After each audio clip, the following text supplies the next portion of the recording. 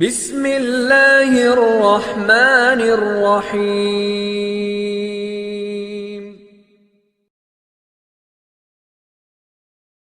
کہ اس مہینے میں اللہ تبارک و تعالی والدین کے نافرمان کی توبہ قبول نہیں کرتے جب تک وہ اپنے والدین سے معافی نہ مانگے، جب تک اپنے والدین کے سامنے ہاتھ نہ جوڑے، ان کو راضی نہ کرے، ان سے معافی نہ مانگے، اللہ تبارک و تعالی اس بابرکت مہینے میں اس کی توبہ قبول نہیں فرماتے، اس کی بخشش نہیں فرماتے۔ گویا جہاں اللہ تبارک و تعالی کی سب پر رحمت ہوتی ہے، وہاں پر والدین کا جو نافرمان ہے وہ اللہ کی رحمت سے محروم ہوتا ہے، وہ اللہ کی رحمت سے کیا ہوتا ہے؟ محروم ہوتا ہے۔ تو ایک بات میں نے آپ کو پچھلے جمعے میں بتائی کہ اگر کسی کے والدین زندہ ہیں تو وہ ان کے سامنے ہاتھ جوڑے، ان کو راضی کرے، ان سے معافی مانگے، ان سے معافی مانگے گا تو اللہ تبارک و تعالیٰ کی رحمت کا مستحق بن جائے گا۔ اس مہینے میں بھی اس پر بھی اللہ کی رحمت ہو جائے گی، اللہ اس کو معاف کر دیں گے۔ اگر والدین نہیں ہیں تو پھر نماز پڑھ کے، قرآن پڑھ کے، تلاوت کر کے والدین کے لیے دعا کرے اور ان کے لیے استغفار کرتا رہے، چلتے پھرتے استغفار کرے اور دعا کرے کہ اللہ میرے والدین کو معاف کر دے۔ تو یہ اس کا دعا کرنا، یہ اپنے والدین کے لیے استغفار کرنا، یہ کل قیامت کے دن اللہ تبارک و تعالی اس کو فرما بردار اولاد میں کھڑا کریں گے۔ تو یہ اس کا حل ہے اگر کسی کے والدین زندہ نہیں ہیں تو۔ لیکن جہاں اللہ تبارک و تعالی اس مہینے میں اپنے اللہ والدین کے نافرمان کو جہاں معاف نہیں فرماتے، وہاں 4-5 بندوں کا اور کا بھی ذکر ہے، جن میں سے ایک عادی زنا، یعنی زنا کرنے والا، اور وہ اس سے توبہ نہیں کرتا، اللہ تبارک و تعالیٰ اس کی بھی اس مہینے میں توبہ قبول نہیں فرماتے، اس کی بخشش نہیں فرماتے جب تک کہ وہ اس برے کام سے توبہ نہ کرے، کہ اس کام کو چھوڑے نہیں، اس کی بھی اس مہینے میں بخشش نہیں ہوتی۔ یہاں ایک اہم بات جو ضروری ہے وہ میں آپ کو بات کر دوں کہ آج حدیث پاک میں آتا ہے، نبی علیہ الصلوۃ والسلام نے فرمایا قیامت کے قریب، ذرا توجہ سننا، قیامت کے قریب بندہ اپنی بیوی سے زنا کرے گا۔ بیوی اپنی ہے، اس کو گھر میں رکھے ہوئے ہے، اس کو بیوی سمجھتا ہے یہ میری بیوی ہے اور میں اس کا خامد ہوں، اور بیوی بھی اس کو اپنا خامد سمجھتی ہے کہ یہ میرا خامد ہے، وہ اس کو بیوی سمجھتا ہے، اپنی بیوی سے زنا کرے گا۔ اللہ کے نبی نے فرمایا بندہ اپنی زبان سے ایسے جملے بولے گا، کفریہ کلمات بولے گا کہ اس کا ایمان چلا جائے گا۔ پھر جیسے اس کا ایمان چلا جائے گا، اس کا نکاح اس کی بیوی کے ساتھ نہیں رہے گا، اس کا نکاح، ایمان جیسے ہی جائے گا اس کا نکاح ٹوٹ جائے گا، پھر وہ اس کو اپنے گھر میں رکھے گا، اس کے ساتھ زنا کرتا رہے گا۔ اور جو اس سے اولاد پیدا ہوگی تو وہ تو کہیں گے بھئی یہ نکاح والی اولاد ہے، لیکن وہ اولاد نکاح والی نہیں ہوگی، بلکہ وہ اولاد ولد الزنا ہوگی، اور وہ اولاد جو ہے والدین کے لیے بجائے اس کے کہ وہ خیر کا سبب بنے، وہ وبال بنے گی۔ آج دیکھا ہے نا آپ نے، بندہ بیٹھے بیٹھے زبان سے کفریہ کلمات بندے بول دیتے ہیں۔ کیسے؟ اگر بھوک کی وجہ سے، پیاس کی وجہ سے کسی بندے کے پیٹ میں درد ہونا اور پیٹ میں آوازیں آ رہی ہوں تو بندے پتہ کیا کہہ دیتے ہیں؟ جاہل کہتے ہیں نعوذ باللہ، یہ میں جو لفظ آپ کے سامنے دوہرا رہا ہوں یہ آپ کو سمجھانے کے لیے دوہرا رہا ہوں، میں یہ لفظ جان بوجھ کر بول نہیں رہا۔ بندے کہتے ہیں کہ ہماری جو آنتیں ہیں وہ قل ہو اللہ پڑھ رہی ہیں، کیا کر رہی ہیں؟ بھوک کی وجہ سے آنتیں قل ہو اللہ پڑھ رہی ہیں، ایسے کہہ دیتے ہیں، اس طرح کے الفاظ بول دیتے ہیں۔ بھئی یہ جو بندے کے پیٹ میں آنتیں ہیں تو ان میں تو گندگی ہوتی ہے، پیشاب پخانہ ہوتا ہے، ان میں بدبو ہوتی ہے، اور ان کا کیا تعلق ہے؟ یہ بدبو والی چیزیں قل اللہ پڑھ رہی ہوں تو یہ کفریہ کلمہ ہے۔ اور آج بندے بیٹھے بیٹھے جی مجھے بھوک ہے اور پیاس ہے، اور بھوک اور پیاس کی وجہ سے میرے پیٹ میں گیس ہے، اور اس کی وجہ سے جو نا میری آنتیں جو ہے نا وہ قل اللہ پڑھ رہی ہیں بھوک کی وجہ سے، ایسے کہہ دیتے ہیں نا، وہ پیٹ میں آواز آتی ہے بھوک کی وجہ سے، تو بندے بیٹھے بیٹھے اس طرح کے الفاظ بول دیتے ہیں، تو یہ کلمہ کفر ہے، اس کی وجہ سے بندے کا ایمان چلا جاتا ہے۔ ایمان کیا ہو جاتا ہے؟ چلا جاتا ہے۔ تو اس طرح کے، اور کہیں بیٹھا ہے، بیٹھے بیٹھے کسی مسلمان کے بارے میں کہہ دیا ہاں جی وہ تو بڑا کافر ہے، کسی مسلمان کو کہہ دیا ہاں جی وہ تو منافق ہے، بیٹھے بیٹھے کسی ہاں جی وہ تو بے ایمان بندہ ہے۔ تو اس طرح کے جملے جو ہیں، اگر وہ بندہ بے ایمان نہیں، وہ صاحب ایمان ہے، اگر وہ بندہ مشرک نہیں، وہ بندہ موحد ہے، اگر وہ بندہ کافر نہیں، وہ بندہ مسلمان ہے، اگر وہ بندہ منافق نہیں، وہ مومن ہے، تو یہ جملہ بولنے والا خود ویسے ہو جاتا ہے۔ تو یہ بہت خطرناک جملے ہیں۔ ترمذی شریف میں حدیث ہے، اللہ کے نبی نے ارشاد فرمایا جو بندہ کسی صاحب ایمان کو، کسی ایمان والے کو بے ایمان کہتا ہے وہ خود بے ایمان ہو جاتا ہے۔ اگر وہ ویسے ہے تو یہ جملہ اس پر فٹ آ جاتا ہے، اگر وہ ویسے نہیں تو یہ جملہ کہنے والے کی طرف لوٹ آتا ہے اور اس کا ایمان چلا جاتا ہے۔ لہذا اس طرح کے الفاظ بندہ بول کے، تو کیا فرمایا اس مہینے میں زنا کرنے والے کی بخشش نہیں ہوتی جب تک وہ اس سے توبہ نہ کرے۔ تو اپنی زبان کو کنٹرول میں رکھیں، یہ زبان ہی ہے جس پر ساری چیزوں کا دار و مدار ہے۔ کلمہ زبان پڑتی ہے، جب زبان سے کہا لا الہ الا اللہ محمد رسول اللہ، اب یہ بندہ بڑا معزز، بڑا مکرم، بڑا محتشم بن گیا، اب یہ صاحب ایمان ہو گیا۔ زبان سے ایک لفظ بولا اور کہاں سے کہاں پہنچ گیا۔ اور یہ زبان ہی ہے کہ اس زبان سے بندہ چھوٹا سا جملہ بولتا ہے تو ایمان سے چلا جاتا ہے، اور اس زبان سے لا الہ الا اللہ پڑھتا ہے تو ایمان میں داخل ہو جاتا ہے۔ یہ زبان ہی ہے، تو اس زبان کو کنٹرول سے چلانا چاہیے۔ اور دوسری بات، بندے کا نکاح ہوتا ہے نا، نکاح کیا ہوتا ہے؟ ہاں جی قبول ہے، جی قبول ہے، پھر پوچھتا ہے قبول ہے، قبول ہے۔ ویسے ایک دفعہ کہنے سے ہو جاتا ہے نکاح، 3 دفعہ کہنا اللہ کے نبی کی کیا ہے؟ سنت ہے۔ 3 دفعہ کہنا یہ ویسے تسلی کے لیے ہوتا ہے، یقین کے لیے کہ بات جو ہے اس میں یقین آ جائے، تسلی آ جائے۔ ویسے ایک دفعہ کہنے سے نکاح بھی کیا ہو جاتا ہے۔ تو ایک دفعہ بندہ کہتا ہے، قاضی کہتا ہے کہ آپ کو قبول ہے، وہ کہتا ہے قبول ہے۔ اب وہ جو جس کو یہ دیکھ بھی نہیں سکتا تھا اب وہ اس کی اپنی بن گئی۔ یہ زبان ہے، یہ کیا ہے؟ زبان ہے۔ تو یہ زبان کی بڑی قدر ہے، زبان کی بڑی قیمت ہے۔ ایک اسی زبان سے ایک لفظ بولا تو وہ جو غیر تھی وہ اس کے گھر کی مالک بن گئی، اور اسی زبان سے اس نے ایک چھوٹا سا جملہ بولا، وہ جو اس کے گھر میں تھی وہ اب بیگانی ہو گئی۔ طلاق دیتے نا، طلاق ہے تجھے، بس وہ ایک ہی لمحے میں جو اس کے نکاح میں تھی، جو اس کے قریب تھی، اب وہ اس سے کیا ہوگی؟ دور ہو گئی۔ تو یہ زبان جو ہے بہت بڑی چیز ہے، اور اسی زبان پر اللہ فیصلہ فرمائیں گے۔ بندہ کلمہ زبان سے پڑھتا ہے نا، ذکر زبان سے کرتا ہے، تلاوت زبان سے کرتا ہے، ہاں سچ زبان سے بولتا ہے، سارے کام یہ زبان ہی کراتی ہے۔ حضرت سیدنا ابو بکر صدیق رضی اللہ تعالیٰ عنہ جب صبح کو اٹھتے تھے تو اپنے کام کاج کرنے سے پہلے اپنی زبان کو پکڑتے تھے۔ ان کی زبانیں تو پاک تھی نا، وہ تو سچ بولنے والے لوگ تھے۔ اور حضرت ابو بکر وہ ہیں کہ صحابہ سارے صدیق ہیں، صحابہ سارے کیا ہیں؟ صدیق ہیں، اور ابو بکر جو ہیں وہ صدیق اکبر ہیں۔ صحابہ سارے سچے ہیں اور ابو بکر جو ہیں وہ سچوں کے سردار ہیں۔ صحابہ سارے صدیق ہیں، قرآن جیسے کہتے ہیں اولئک هم الصادقون، اور ابو بکر جو ہیں وہ صدیق اکبر ہیں، یعنی سچوں کے سردار ہیں۔ سچوں میں سے سب سے بڑے سچے جو ہیں نبیوں کے بعد وہ حضرت سیدنا ابو بکر صدیق ہیں۔ وہ اپنی زبان کو پکڑ کے کہتے تھے کہ اگر سارا دن تو ٹھیک رہی تو سارے کام ٹھیک رہیں گے، اگر تو گڑبڑ ہو گئی تو پھر سارا کام گڑبڑ ہو جائے گا۔ تو یہ زبان ہی ہے جس سے بندہ کہتا ہے قبول ہے، تو بیگانہ بندہ اس کے نکاح میں آ جاتا ہے، اس کے گھر کا مالک بن جاتا ہے۔ پھر یہ زبان سے اسے کوئی ایسا جملہ بول جاتا ہے تو وہ اس کے نکاح سے خارج ہو جاتا ہے۔ تو یہ زبان بڑے کام کراتی ہے، اس وجہ سے اپنی زبان کو بندہ سنبھال کے رکھے۔ اور حدیث پاک میں آتا ہے بندے کا روزہ ہو تو جس طرح پیٹ کو روزہ ہے، کھا نہیں سکتا، پی نہیں سکتا، اسی طرح اس کی زبان کو بھی روزہ ہونا چاہیے۔ اللہ کے نبی نے ارشاد فرمایا جو بندہ غیبت کرے اس کا روزہ نہیں ہے۔ غیبت سمجھتے ہیں آپ؟ میں اس کی بھی تھوڑی سی وضاحت کر دوں۔ ایک بندہ یہاں ہمارے سامنے نہیں بیٹھا، وہ دور بیٹھا ہے، اور اس بندے کے اندر کوئی عیب پایا جاتا ہے، کوئی خامی، کوئی غلطی اس کے اندر پائی جاتی ہے۔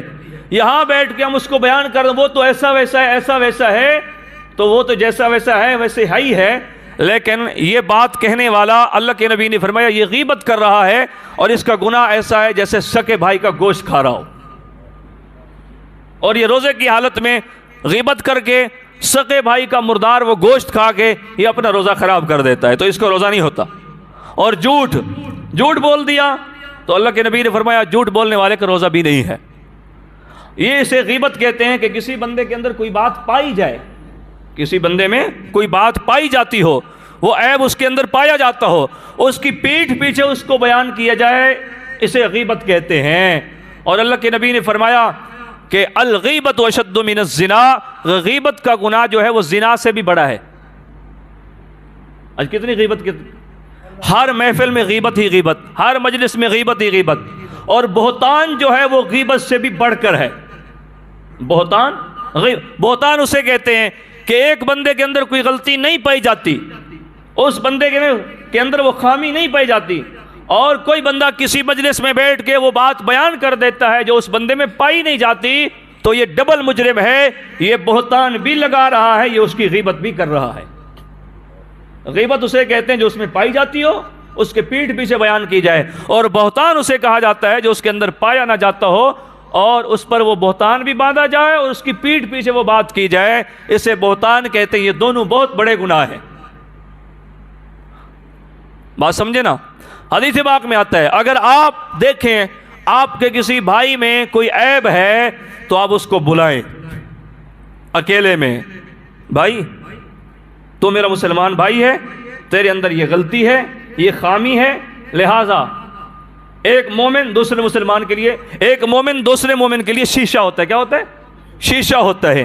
لہٰذا میں نے یہ تیری غلطی دیکھی، یہ تیرا عیب دیکھا، تیرے اندر فلاں خامی ہے، فلاں عیب ہے، فلاں غلطی ہے، لہٰذا اور تو ہے، اب میں ہوں، میں مومن ہوں تو بھی مومن ہے، میں مسلمان ہوں تو بھی مسلمان ہے، تو میرا بھائی ہے میں تیرا بھائی ہوں، لہٰذا اپنی اس غلطی کو درست کر لے۔ تو یہ طریقہ ٹھیک ہے۔ یہ طریقہ کیا ہے؟ ٹھیک ہے، اس طرح کرنا چاہیے۔ بات سمجھ آ رہی ہے نا؟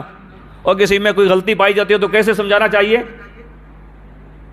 اس کو بلا کے، بھائی ہم مسلمان ہیں، تیرے اندر فلاں خامی ہے، فلاں غلطی ہے، لہٰذا اس غلطی کو تو چھوڑ دے، اس خامی کو تو چھوڑ دے۔ یہ طریقہ شریعت کے مطابق ہے۔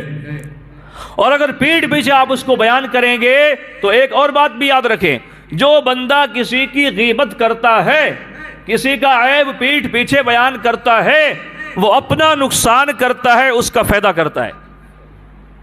کل قیامت کے دن اللہ تبارک و تعالیٰ اس کو اس کی اس نیکی کا اجر دیں گے کہ آپ نے جس کی غیبت کی اس کے کھاتے میں نیکی لکھی گئی اور آپ کے کھاتے میں برائی لکھی گئی۔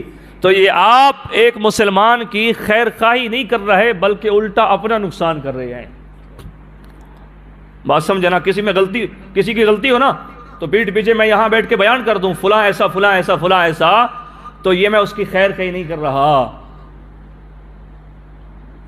میرے دل میں تو یہی جذبہ ہوتا ہے کہ میں اس کی خیر خواہی کر رہا ہوں، بلکہ الٹا میں اپنا نقصان کر رہا ہوں اور اس کے کھاتے میں نیکی لکھی جا رہی ہے۔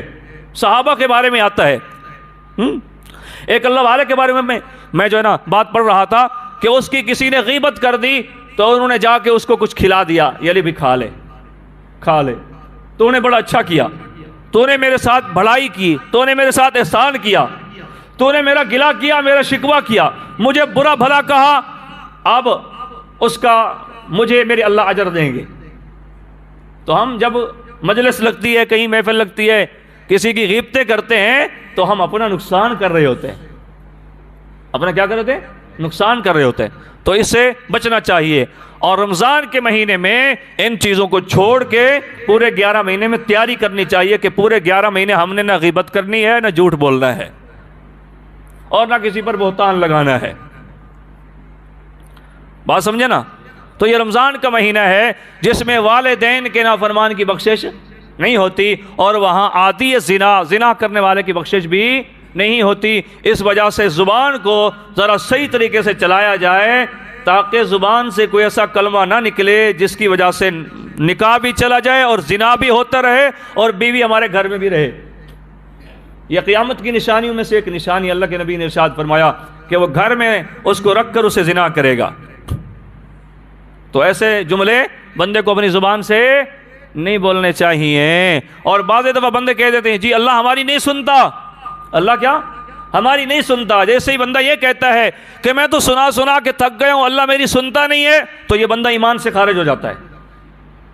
وَإِذَا سَأَلَكَ عِبَادِي عَنِّي فَإِنِّي قَرِيبٌ اجیب دعوت الداعی اذا دعان فلیستجیبوا لی وليؤمنوا بی۔ اللہ کہتے ہیں میں اپنے بندوں کے قریب ہوں، میرے بندے مجھے پکارتے ہیں، میں اپنے بندوں کی پکار کو سنتا ہوں، میں اپنے بندوں کی پکار کو سنتا ہوں، سن کے جواب دیتا ہوں۔ تو اللہ فرما رہے ہیں میں سنتا ہوں اور سن کر جواب دیتا ہوں، اور بندہ کہتے ہیں اللہ میری سنتا نہیں ہے، تو یہ ایمان سے خارج ہو جاتا ہے۔ او بھائی خاموش ہو کے بیٹھو۔ تو بندہ کہتا ہے میری اللہ نہیں سنتا، اللہ فرماتے ہیں میں سنتا ہوں، قرآن ہے۔ وَنَحْنُ أَقْرَبُ إِلَيْهِ مِنْ حَبْلِ الْوَرِيدِ، میں اپنے بندے کی رگے جان سے زیادہ قریب ہوں. اور جی میں تو اللہ سے مانگ مانگ کے تھک گیا، اب اللہ میری سنتا ہی نہیں ہے. ہاں تو یہ باتیں، اس سے ایمان کیا ہو جاتا ہے؟ تباہ ہو جاتا ہے. اور یہ رمضان کے مہینے میں اور جی روزے تو وہ رکھیں جن کے گھر میں دانے نہیں ہیں. ہمارے گھر میں تو دانے ہیں، ہم کھاتے پیتے لوگ ہیں، کھاتے پیتے گھرانے کے، ہم کیوں روزے رکھیں؟ ہم کوئی غریب تھوڑی ہیں. تو یہ جملے ہیں، یہ کفریہ جملے ہیں، یہ کفریہ کلمات ہیں. بندہ اپنے ایمان سے ہاتھ دھو بیٹھتا ہے. اور جی نماز وہ پڑھیں جنہوں نے کوئی گناہ کیا ہوا ہے، اور ہم نے تو کوئی گناہ کیا ہی نہیں ہے، لہذا ہم کیوں اپنے ماتھے رگڑیں، ہم کیوں گوٹے رگڑیں، ہمیں کیا ضرورت مسجد میں جانے کی، ہم نے کوئی جرم تھوڑا کیا ہوا ہے. تو اس طرح بات کہنے والا وہ جو رتی برابر ایمان ہوتا ہے اس سے بھی ہاتھ دھو بیٹھتا ہے. یاد رکھنا، کوئی عمل بھی ہو آپ اس کو نہیں کر رہے تو نہ کرنے کا جرم ہے، لیکن ایمان نہیں جاتا، ایمان موجود رہتا ہے، ایمان باقی رہتا ہے. لیکن جب آپ اس عمل پر اعتراض کریں گے تو آپ کا ایمان بھی چلا جائے گا. ایمان بھی کیا ہو جائے گا؟ چلا جائے گا. ایک راستہ ہے رحمان والا. کون سا؟ رحمان والا. اور ایک راستہ ہے حضرت آدم علیہ السلام والا، اور ایک راستہ ہے شیطان والا. وہ کیسے؟ حضرت آدم علیہ السلام سے بھول ہو گئی تھی. یہ بھول جانا، نسیان ہو جانا، بھول جانا، یہ انسان کی فطرت میں ہے. ہر بندہ بھول جاتا ہے. تو یہ بھول جانا یہ کوئی بڑی عیب کی بات نہیں ہے. غلطی اور ہوتی ہے، جو بندہ جان بوجھ کے کرتا ہے وہ غلطی ہے، وہ اس کا قصور ہے، وہ اس کا جرم ہے. لیکن بھول جانا، نسیان ہو جانا، کسی سے دھوکہ کھا جانا، جیسے شیطان نے دھوکہ دیا تھا حضرت آدم کو کہ یہاں سے دانہ کھا لیں آپ، اور جو ہے نا آپ ہمیشہ کے لیے جنت میں رہیں گے، اور اس نے قسم کھائی. تو حضرت آدم علیہ السلام نے فرمایا یہ بڑا نیک لگ رہا ہے اور یہ قسم کھا رہا ہے، لہٰذا کھا ہی لے. تو وہ ایک ان کی بھول تھی. تو جب ان سے بھول ہو گئی تو اللہ تبارک و تعالیٰ نے جب حضرت آدم سے پوچھا اے میرے آدم آپ نے یہ کام کیوں کیا، تو آگے تھے حضرت آدم علیہ السلام نے چون چرا نہیں کی، کوئی ہیلے بہانے نہیں بنائے، کوئی بات کو گھمایا نہیں، بلکہ کیا فرمایا؟ جیسے ہی اللہ نے فرمایا اے میرے آدم آپ نے یہ کام کیوں کیا، تو حضرت آدم نے اللہ کے سامنے سر جھکایا اور فرمایا ربنا ظلمنا انفسنا وان لم تغفر لنا وترحمنا لنکونن من الخاسرین. اللہ میں گناہ گار ہوں، مجھ سے غلطی ہو گئی، مجھ سے خطا ہو گئی، بھول ہو گئی، میں تجھ سے معافی مانگنا چاہتا ہوں. تو اللہ کو ان کی یہ ادا پسند آ گئی، اللہ نے ان کی اس خطا کو معاف کر دیا. تو یہ راستہ ہے حضرت آدم علیہ السلام والا کہ غلطی ہو گئی، خطا ہو گئی، بھول ہو گئی، تو اس کے بعد بھی اللہ کے سامنے چونچرا نہیں کی، کوئی ہیلا کوئی لاجک پیش نہیں کی، کوئی بہانہ نہیں بنایا، بات کو ٹال مٹول نہیں کیا، بس ہو گیا، ایسے ویسی باتیں نہیں کی، بلکہ جیسے اللہ نے فرمایا اے میرے آدم آپ نے اس طرح کیوں کیا، تو حضرت آدم نے فرمایا ربنا ظلمنا، اللہ میں نے اپنی جان پر ظلم کیا، انفسنا وان لم تغفر لنا، اگر تو نے مجھے معاف نہ کیا، وترحمنا تو نے میرے اوپر رحم نہ کیا، لنکونن من الخاسرین تو میں خسارہ پانے والوں میں سے ہو جاؤں گا. تو اللہ کو ان کی ادا پسند آ گئی. تو یہ راستہ ہے حضرت آدم علیہ السلام والا. آج بھی اگر ہم نماز نہیں پڑھتے تو ہم معافی مانگیں، روزہ نہیں رکھتے تو معافی مانگیں، مسجد میں نہیں آتے تو توبہ کریں، بجائے اس کے کہ جی ہاں ہمارے پاس تو دانے ہیں، بجائے اس کے کہ ہم تو بڑے کاروباری لوگ ہیں، ہم کی ویلے تھوڑی ہیں، فارغ تھوڑی ہیں کہ ہر وقت مسجد میں بھاگتے رہیں. تو یہ باتیں ایمان کو تباہ کر دیتی ہیں. اپنی غلطی کو تسلیم کرنا، اپنی غلطی کو غلطی سمجھنا، پھر معافی مانگنا، یہ اللہ کو پسند ہے.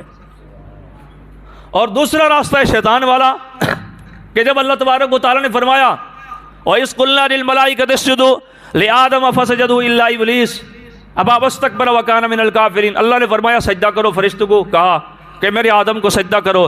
میں تمہیں بشر کی شان بتاؤں کہ بشر کی کیا شان ہے، کیا مقام ہے، کیا مرتبہ ہے، کیا عزت ہے، بتاؤں کہ میں نے بشر کو کیا عظمت دی ہے. تم کہتے تھے کہ میں ایسی مخلوق بنا رہا ہوں جو زمین میں دنگا فساد کرے گی، بلکہ وہ میری تسبیح بھی بیان کرے گی، میری تحمید بھی کرے گی، میری تقدیس بھی کرے گی. آؤ میرے آدم کو سجدہ کرو. تو سارے فرشتوں نے سجدہ کیا، اکٹھے سجدہ کیا.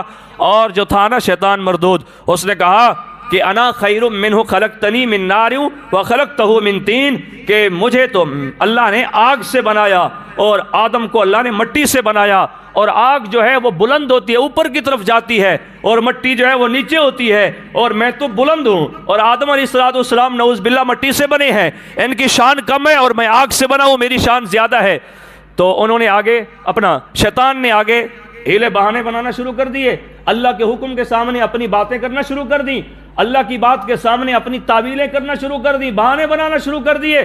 اللہ کی بات کو ٹالنے کے لیے اس نے اپنے جو ہے نا اپنے غرور اور تکبر میں آ کے اپنی باتیں شروع کر دی۔ تو اللہ نے فرمایا قال فخرج منها فانك رجیم وان عليك اللعنۃ الى یوم الدین، اللہ نے فرمایا نکل جا، اب قیامت تک تیرے اوپر لعنت ہے اور قیامت تک تیرے اوپر پھٹکار ہے، اور میری بھی لعنت اور ساری کائنات کی تیرے اوپر لعنت ہے۔ تو یہ کیا، اس نے آگے سے اللہ کے حکم کے سامنے کیا کیا، اپنی باتیں بنانا شروع کر دیں، جس طرح آج ہم بناتے ہیں، بھائی نماز کیوں نہیں پڑھی، بس یہ کپڑے ٹھیک نہیں سیدھے نہیں بنے، ایسے نا۔ تو شیطان نے بھی ایسے باتیں بنانا شروع کر دی۔ کہیں دعوت ولیمے پہ جانا ہو تو ایڈوانس 2 دن پہلے جو ہے نا کاٹن کا سوٹ تیار ہے، ایسے نا، جوتی بھی تیار، سوٹ بھی تیار، بوٹ بھی تیار، سب کچھ تیار ہے، اور بیگم صاحب بھی تیار ہے، اور جو ہے نا موٹر سائیکل پہ بیگم کو بٹھاتا ہے نا تو وہ جو 2 ٹانگیں یوں کر کے بیٹھتی ہے، اور سارے علاقے کو، چک کو، محلے کو، شہر کو، بازار کو دکھلاتے یہ میری بیگم ہے، میں اس کو لے کے جا رہا ہوں۔ جو کام حیا کے خلاف ہے، غیرت کے خلاف ہے، جو کام شریعت کے خلاف، اسلام کے خلاف، دین کے خلاف، وہ ایک مسلمان کر کے پھر فخر کرتا ہے کہ میں ایسے کر رہا ہوں، میں تو بڑا اچھا ہوں، ایسے کہ نہیں ہے؟ پھر سارے جو ہے نا کام ہو جاتے ہیں، اور نماز کے لیے کہا جائے جی بس کپڑے ہی ٹھیک نہیں سی، وقت ہی نہیں سی، بس وہ مہمان آ گئے تھے، بس ان کے ساتھ بیٹھ گیا تھا۔ تو ایسی باتیں ہیں، تو شیطان نے ایسے تو باتیں کی نا۔ اللہ نے کہا سجدہ کر، اور سجدہ کس کو کرنا تھا؟ حضرت آدم کو سجدہ کر۔ تو اس نے کہا کہ یہ میں حضرت آدم کو کیسے سجدہ کروں، یہ تو مٹی سے بنے ہیں اور میں آگ سے بنا ہوں۔ تو ایک سجدہ چھوڑ کے، ایک سجدے کی وجہ سے اس نے باتیں بنانا شروع کر دی، تو اللہ نے اس پر پھٹکار ڈال دی، اس پر لعنت ڈال دی، اور قیامت تک جو ہے نا اس کو اپنی رحمت سے محروم کر دیا۔ اور آج ہم فجر کی نماز سے عشاء تک کتنی سجدے چھوڑتے ہیں۔ تو ایک راستہ ہے حضرت آدم علیہ السلام والا کہ غلطی کو تسلیم کر کے فوراً سر جھکا لینا، یہ اللہ کو پسند ہے، اور ایک راستہ ہے شیطان والا کہ ایک تو اللہ فرماتے ہیں سجدہ کر، سجدہ نہیں کر رہا، دوسرا الٹے بہانے بھی بنا رہا ہے، تو یہ راستہ ہے شیطان والا۔ تو ہم انسان ہیں، اللہ نے ہمیں انسان بنایا، اشرف المخلوقات بنایا، اور اللہ تبارک و تعالیٰ نے ہمیں ساری مخلوقوں کا سردار بنایا، تو ہمیں اللہ کے حکم کے سامنے بہانے نہیں بنانے چاہیے۔ بات سمجھی کہ نہیں سمجھی؟ تو یہ جو ہے نا اللہ کے سامنے بہانے نہ بنانا، بلکہ، اور یہ جو جملے ہیں یہ کفریہ جملے ہیں، کفریہ کلمات ہیں، کفریہ کلمات ہیں۔ اور رہی اگلی بات کہ اس مہینے میں جہاں اللہ تبارک و تعالیٰ زنا کے عادی کو جب تک وہ زنا سے توبہ نہ کرے اس کو معاف نہیں کرتے، اس طرح شراب کا جو عادی ہے اس کو بھی اللہ اس بابرکت مہینے میں اس کی بھی توبہ قبول نہیں ہوتی جب تک وہ شراب سے توبہ نہ کرے کہ میں آج کے بعد شراب نہیں پیوں گا۔ اور کیا فرمایا اللہ کے نبی نے؟ ارشاد فرمایا شراب جو ہے یہ تمام برائیوں کی جڑ ہے۔ شراب جو ہے تمام برائیوں کی کیا ہے؟ جڑ ہے۔ بلکہ علماء نے لکھا ہے کہ شرابی بندے کو آپ روٹی بھی نہ کھلاؤ، اس کو پانی بھی نہ پلاؤ۔ جب بندہ شراب پیتا ہے تو شراب تمام برائیوں کی جڑ ہے۔ شراب پینے کے بعد وہ اپنے گھر میں آتا ہے، وہ اپنی زبان سے اپنی ماں کو کچھ بکتا ہے، بہن کو کچھ بکتا ہے، بیٹی کو کچھ بکتا ہے، اور اپنی بیوی کو پتہ نہیں کیا کچھ کہتا ہے۔ تو ایسے جملے وہ زبان سے بولتا ہے کہ وہ اپنی زبان سے شراب پی کے اپنی بیوی کو طلاق دے بیٹھتا ہے۔ بیوی کو کیا کرتا ہے؟ طلاق دے بیٹھتا ہے۔ اللہ ماشاء اللہ کوئی ہو ہزاروں میں سے کروڑوں میں سے ایک، ورنہ شراب پینے والے جو ہے نا وہ جیسے ہی شراب پیتے ہیں گھر میں جاتے ہیں ایسی الٹی سیدھی باتیں کرتے ہیں بیوی کے ساتھ، تو وہ بیوی نکاح سے کیا ہو جاتی ہے؟ نکل جاتی ہے۔ پھر زندگی اس کے ساتھ بسر کرتے ہیں، اور اس سے جو اولاد پیدا ہوتی ہے وہ اولاد ولد و زنا پیدا ہوتی ہے، اور یہ کہتا ہے یہ میری بیوی ہے، لیکن وہ اس کے نکاح میں ہوتی ہی نہیں ہے، اور وہ کہتی ہے یہ میرا خاوند ہے، اور یہ اس کے نکاح میں ہوتا ہی نہیں ہے۔ تو یہ عادی شراب اور عادی زنا جب تک یہ زنا اور شراب سے توبہ نہیں کرتے اس مہینے میں بھی ان کی بخشش نہیں ہوتی. اور اس طرح ایک مرد اور ایک عورت اپنا منہ کالا کرتے یہ زنا ہے. اسی طرح زبان سے بھی زنا ہوتا ہے, آنکھ سے بھی زنا ہوتا ہے, ہاتھ سے بھی زنا ہوتا ہے, کانوں سے بھی زنا ہوتا ہے, پاؤں سے بھی زنا ہوتا ہے. زنا کہتے ہیں بدکاری کو. کس کو؟ بدکاری کو. اب ایک بندہ نبینا ہے بیچارہ, وہ دیکھتا ہی نہیں ہے, اسے کیا پتا یہ کالا ہے, گورا ہے, سفید ہے, کیا ہے, کیسا ہے, کیسا نہیں. وہ تو نبینا ہے نا. آنکھ دیکھے گی, پھر وہ دل میں بات آئے گی, ذہن میں خیال آئے گا, پھر برائی ہوگی. جب آنکھ ہی نہیں دیکھے گی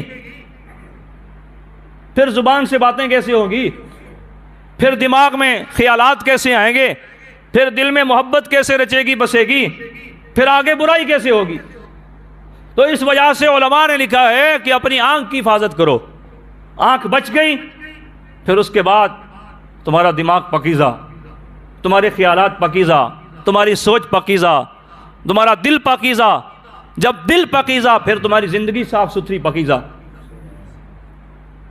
اور حدیث پاک میں آتا ہے, اللہ کے نبی نے ارشاد فرمایا, جو بندہ اپنی نظر کی حفاظت کرتا ہے, کسی غیر عورت پر نظر نہیں ڈالتا, تو اللہ تبارک و تعالیٰ اس کو ایمان کی حلاوت نصیب فرماتے ہیں, ایمان کی لذت, ایمان کی مٹھاس نصیب فرماتے ہیں. اور وہ مومن بندہ اس ایمان کی لذت کو, اس ایمان کی مٹھاس کو, ایمان کی حلاوت کو اپنے سینے میں محفوظ کرتا ہے. اپنے سینے میں کیا کرتا ہے؟ محسوس کرتا ہے کہ واقعی میرے سینے میں ایمان کھڑا ہے. پھر جب کوئی عورت جا رہی ہوتی ہے تو اس کا دل ہی نہیں کرتا میں اس پر نظر ڈالوں, کیونکہ اس کے دل میں ایمان کی حلاوت ہوتی ہے. تو جب آنکھ محفوظ ہوگی پھر اس کے بعد آنکھ دیکھے گی تو پھر آگے سے باتیں ہوں گی نا. پھر اس کی زبان بھی جو ہے نا اس بدکاری سے بچ جائے گی, پھر اس کے کان بھی جو ہے نا غلط سننے سے بچ جائیں گے, پھر اس کے ہاتھ بھی غلط پکڑنے سے بچ جائیں گے, پھر اس کے پاؤں بھی غلط اٹھنے سے بچ جائیں گے, پھر اس کا دل و دماغ بھی غلط دیکھ اپنا غلط سوچنے سے, غلط خیال لانے سے بچ جائے گا جب آنکھ کی بندہ حفاظت کرے گا. اس وجہ سے سورہ نور کے اندر 18ویں پارے میں اللہ تبارک و تعالیٰ فرماتے ہیں, قُلْ لِلْمُؤْمِنِينَ يَغُضُّوا مِنْ أَبْصَارِهِمْ وَيَحْفَظُوا فُرُوجَهُمْ. ایمان والو, جب تم چلو سڑک پہ, راستے پہ, چوک پہ, چوراہے پہ, تو تمہاری نظر نیچے ہونی چاہیے. تمہاری نظر کہاں ہو؟ نیچے ہونی چاہیے. یاد رکھ, ایک اللہ والے کے بارے میں ایک بات پڑھ رہا تھا کہ ایک بندہ تھا, اس نے کسی کی بچی تھی, آخر وہ بچی بڑی ہو کے کسی کی ماں بنی, کسی کی دادی بنی, کسی کی نانی بنی. یہ باتیں آپ اپنے پلے باندھ کے جائیں. یہ لینے کا دینا ہوتا ہے, لینے کا دینا. جیسے آپ کریں گے ویسے آپ کی نسل میں ہو کے رہے گا. یاد رکھنا, آپ جو بیج زمین میں ڈالیں گے وہ بیج اگے گا ایک دن, وہ ایک دن درخت بنے گا, پھر اس کو کاٹا جائے گا. تو ایک بندہ تھا, اس نے کسی کی بچی کا بوسہ لیا, بڑا عرصہ گزر گیا, بڑا عرصہ گزر گیا. ایک بندہ آیا, اس کی بچی اس کے دروازے پہ کھڑی تھی, وہ بندہ اس کا بوسہ لے کے چلا گیا. دوسرا بندہ دیکھ رہا تھا, اس نے اس کو پکڑنے کی کوشش کی, اس کو تھپڑ مارا. اس نے کہا اس کو چھوڑ دے, اس کو کیا کر دے, چھوڑ دے, یہ میرے اپنے کیے کی سزا ہے. جو بندہ ابھی آ کے میری بچی کا بوسہ لے کے گیا ہے, اس کی بچی کو میں بوسہ دے کے آیا تھا. میں نے اس منہ سے یہ برا کام کیا تھا, یہ غلطی کی تھی, آج اللہ نے مجھے میری آنکھوں کے سامنے یہ بات دکھا دی. تو اس وجہ سے اپنی زبان کو, اپنے ہاتھوں کو, اپنے کانوں کو, ان ساری چیزوں کو بندے کو محفوظ رکھنا چاہیے. آپ غلط قدم اٹھائیں گے تو کل کوئی اور آپ کے خلاف غلط قدم ضرور اٹھائے گا. من فعل فعل, عربی کا مقولہ ہے من فعل فعل, جیسے آپ کسی کے ساتھ کریں گے ویسے آپ کے ساتھ کیا جائے گا. آپ اپنی آنکھوں سے دیکھ کر مریں گے. تو یہ رمضان کا مہینہ جو ہے ہمیں حیا کا, غیرت کا, جو ہے نا شرم و حیا کا درس دیتا ہے کہ ہم اپنے اندر حیا پیدا کریں. اور حدیث پاک میں آتا ہے الحیاء شعبۃ من الایمان, الحیاء نصف الایمان, حیا ایمان کا حصہ ہے, حیا ایمان کا شعبہ ہے.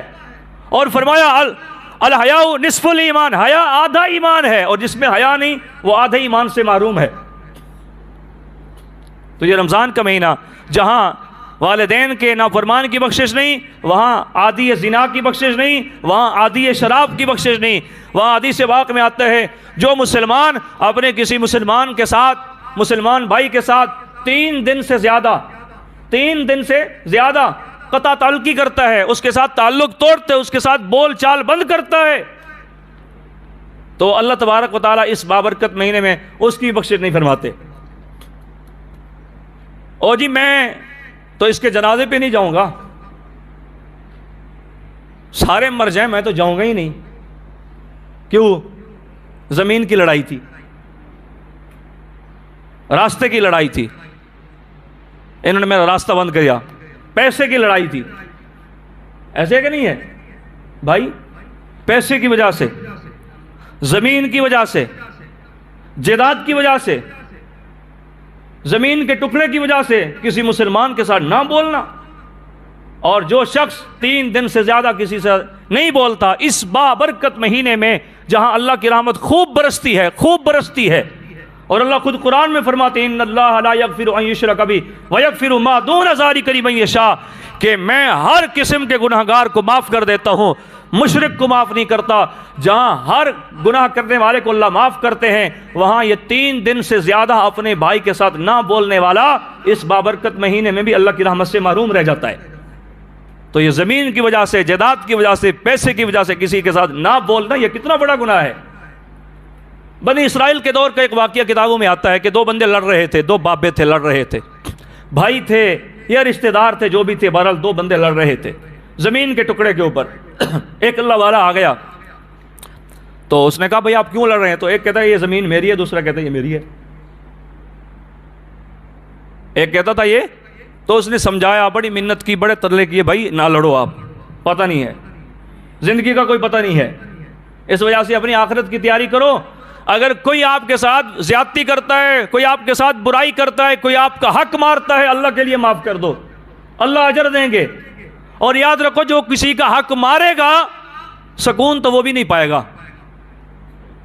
نہ دنیا میں نہ آخرت میں۔ لیکن آپ کیا کر دو؟ معاف کر دو۔ قرآن میں ہے 4 پارے میں وَالْقَاظِمِينَ الْغَيْظَ وَالْعَافِينَ عَنِ النَّاسِ وَاللَّهُ يُحِبُّ الْمُحْسِنِينَ، جو غصے کو پی جاتے ہیں، درگزر کر دیتے ہیں، مخلوق خدا پر رحم کرتے ہیں، مخلوق خدا پر شفقت کرتے ہیں، اللہ کے بندوں کو معاف کر دیتے ہیں۔ وَالْعَافِينَ عَنِ النَّاسِ وَاللَّهُ يُحِبُّ الْمُحْسِنِينَ، اللہ ایسے لوگوں سے محبت کرتے ہیں۔ تو بتاؤ جس سے اللہ محبت کریں پھر اس کو زمین چاہیے یا اللہ کی محبت چاہیے؟ بتاؤ۔ اللہ مل گئے تو سب کچھ مل گیا، جو اللہ نہیں ملے تو پھر ساری کائنات بھی تمہارے قدموں میں ہے تو پھر کچھ نہیں ہے۔ اللہ کو سامنے رکھو، باقی ساری چیزوں کو پیچھے رکھو، پھر اللہ ساری چیزیں آپ کو دے دیں گے۔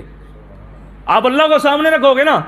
وہ ایک واقعہ آتا ہے نا، بلکہ جو بات میں کر رہا تھا کہ 2 بندے لڑ رہے تھے تو اللہ والے نے سمجھایا، بڑا سمجھایا، کچھ عرصے کے بعد آیا، بڑا عرصہ گزر گیا، اسی جگہ پہ 2 قبریں بنی ہوئی تھی، اور وہ دونوں قبریں انہی 2 بندوں کی تھی جو لڑ رہے تھے۔ اور کسی نے جو ہے نا بدقسمتی سے انہی کی قبروں کے اوپر جو ہے نا دیوار کھڑی کر دی۔ وہ جہاں قبریں بنی تھی نا انہی قبروں کے اوپر دیوار کھڑی کر دی۔ اب وہ جو دونوں لڑ رہے تھے زمین کی وجہ سے، اب وہ دونوں زمین کے ہو کے رہ گئے، زمین ان کی نہیں ہوئی۔ تو یہ رمضان کا مہینہ ہمیں ان باتوں کی تعلیم دیتا ہے کہ ہم اپنے اندر رحم پیدا کریں، شفقت پیدا کریں، نرمی پیدا کریں، زنا سے، شراب سے، چوری سے، ڈاکے سے، بددیانتی سے، خیانت سے، جھوٹ سے، فراڈ سے، فریب سے، ان ساری چیزوں سے توبہ کرے بندہ اس مہینے میں۔ اور جہاں اللہ اس کے ایسے بندوں کو معاف نہیں کرتے وہاں رشتے ناتوں کا لحاظ نہ رکھنے والا، ایک تو یاد ہے نا والدین کا نافرمان، عادی زنا جب تک زنا سے توبہ نہ کرے، عادی شراب جب تک شراب سے توبہ نہ کرے، اور 3 دن سے زیادہ اپنے بھائی سے نہ بولنے والا، اور 5واں رشتے ناتوں کا لحاظ نہ رکھنے والا، رشتوں کی قدر نہ کرنے والا۔ یہ میرا ماموں ہے، یہ میری پھوپھی ہے، یہ میری خالہ ہے، یہ میرا چچا ہے، ان کی قدر نہ کرنے والا، رشتے ناتوں کا لحاظ نہ رکھنے والا، تھوڑی تھوڑی بات پہ رشتوں کو توڑنے والا، تھوڑی تھوڑی بات پہ جو ہے نا تفریق ڈالنے والا، جدائی پیدا کرنے والا۔ فرمایا اس مہینے میں اس کی بھی بخشش نہیں ہوتی، اس مہینے میں اس کی بخشش بھی نہیں ہوتی۔ حدیث پاک میں آتا ہے اللہ کے نبی نے فرمایا لا يدخل الجنت قاطع، لا يدخل الجنت قاطع لا يدخل الجنت قطات، دو بندوں میں جدائی ڈالنے والا جنت داخل نہیں ہو سکتا. جنت داخل ہونا تو دور کی بات، جنت کی خوشبو بھی نہیں سونگھ سکتا. اور آج ہر گھر کے اندر یہی مسئلہ ہے. اور حدیث پاک میں آتا ہے ام الرجل سنب ابی، کہ بندے کا جو چچا ہے وہ اس کا باپ ہے. اللہ کے نبی نے فرمایا ان کا ادب اور احترام. اور قرآن میں پہلے پارے میں ہے الذین ینقضون عہد اللہ من بعد میثاقہ وَيَقْطَعُونَ مَا أَمَرَ اللَّهُ بِهِ أَن يُوصَلَ، کہ اللہ تمہیں رشتوں کو جوڑنے کی تلقین کرتے ہیں کہ اپنے رشتوں کو جوڑو، توڑو نہیں. تو دعا کرو اللہ تعالیٰ مجھے آپ کو ان باتوں پہ عمل کی توفیق دے.